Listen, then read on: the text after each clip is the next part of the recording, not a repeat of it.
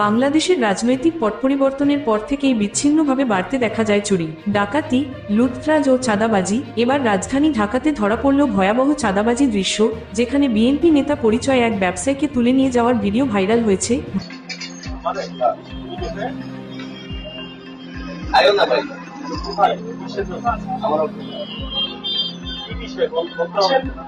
Viral ভিডিওটিতে দেখা যায় সাদা জামা পরা লম্বা চুলের একজন ব্যক্তি মতিঝিলের একটি দোকানে প্রবেশ করেন। প্রবেশের পরপরই অভিযুক্ত ব্যক্তিকে বলতে শোনা যায় দোকানদারকে আসোনা ভাই বলে তার অফিসে ডাকতে।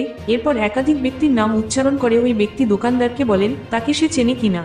এমন অবস্থায় দোকানদার একাধিকবার অভিযুক্ত ব্যক্তিকে জিজ্ঞেস করেন কি বিষয়ে তাকে ডাকা হচ্ছে, কেন সে অফিসে যাবে। এরপর অনেকটা ক্ষুব্ধ হয়ে সাদা জামা পরা ব্যক্তিটি দোকানদারকে বলেন তিনি মতিঝিল থানা বিএনপির সভাপতি ও বর্তমানে ভারপ্রাপ্ত ওয়ার্ড কমিশনার, কিন্তু দোকানে থাকা সিসিটিভি ক্যামেরাতে এই সবকিছুর ভিডিওতে ধারণ করা হয়েছে সে বিষয়ে ওই ভুয়া বিএনপির নেতা অবগত ছিলেন না। ফলে পরবর্তীতে এই ভিডিওটি সামাজিক যোগাযোগ মাধ্যমে ছড়িয়ে পড়ে।